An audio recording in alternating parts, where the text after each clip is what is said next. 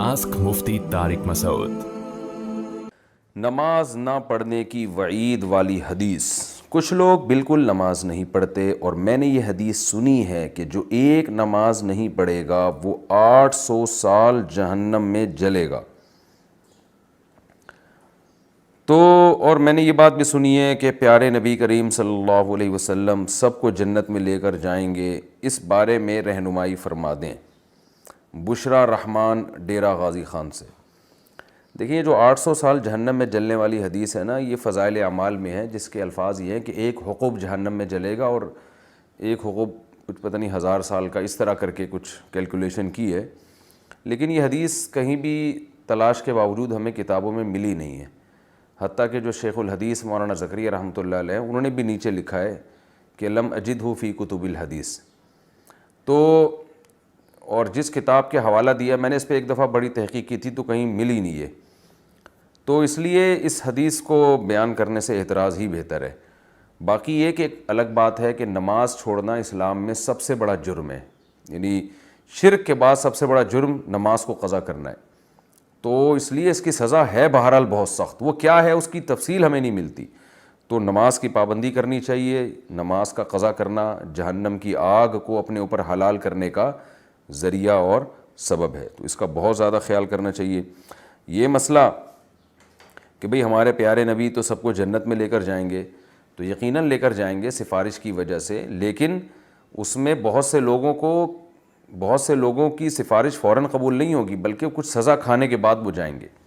تو آپ صلی اللہ علیہ وسلم کی شفاعت کا ہر مسلمان کو فائدہ ہوگا، مگر کسی کو مکمل، کسی کو آدھا، کسی کو 20%، کسی کو 15%، تو اعمال کے حساب سے پوری سزا کسی کو نہیں ملے گی۔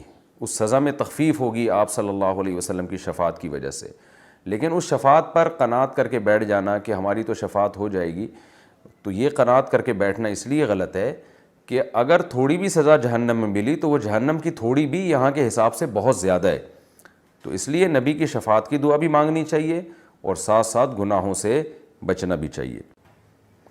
5واں اور چھٹا کلمہ یاد کرنا ضروری ہے۔ 5ویں اور چھٹے کلمے کی شرعاً کیا حقیقت ہے؟ اگر یہ مشکل ہونے کی وجہ سے بچے کو یاد نہ کرایا جائے، قاری صاحب کو منع کر دیں، تو کیا یہ ٹھیک ہے؟ اس سوال پوچھنے والے نے نام نہیں لکھا اپنا، قاری صاحب سے ڈر لگ رہا ہے میرا خیال ان کو۔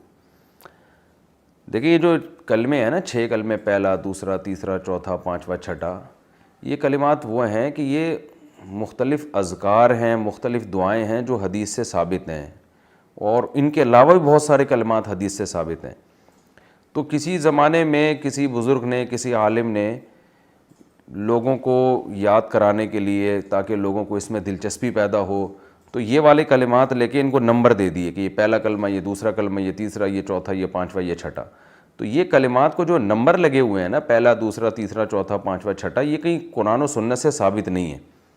تو بس یہ ایک کسی زمانے میں کسی عالم نے، تاکہ لوگ اس بہانے سیکھ لیں کہ بھئی یہ ایک اہم کلمات ہیں، ان کے اچھے الفاظ ہیں، ان میں اللہ کی توحید ہے، اللہ کی کبریائی ہے، استغفار کے کلمات بھی ہیں، تو وہ انہوں نے، تاکہ جو چیز نمبر لگا کے یاد کی جاتی ہے نا، وہ انسان کو سہولت سے یاد ہو جاتی ہے، تو الگ سے ان کی کوئی کلمے کے لحاظ سے کوئی خاص فضیلت نہیں ہے۔ تو کوئی بھی دعا آپ بچے کو یاد کرا سکتے ہیں، یہ کرا دیں، کوئی اور کرا دیں، تو سب ٹھیک ہے، نہیں بھی کرائیں تو بھی ٹھیک ہے، لیکن احادیث سے ثابت شدہ کلمات تو جتنے بھی یاد کرائیں، 6 یا 12 یاد کرا دیں، 15 یاد کرا دیں، تو زیادہ اچھی بات ہے۔ اور اگر بچے کو بہت زیادہ مشکل ہو رہی ہے تو نہیں بھی یاد کرائیں، کوئی گناہ نہیں ہے اس میں۔ آسک مفتی طارق مسعود۔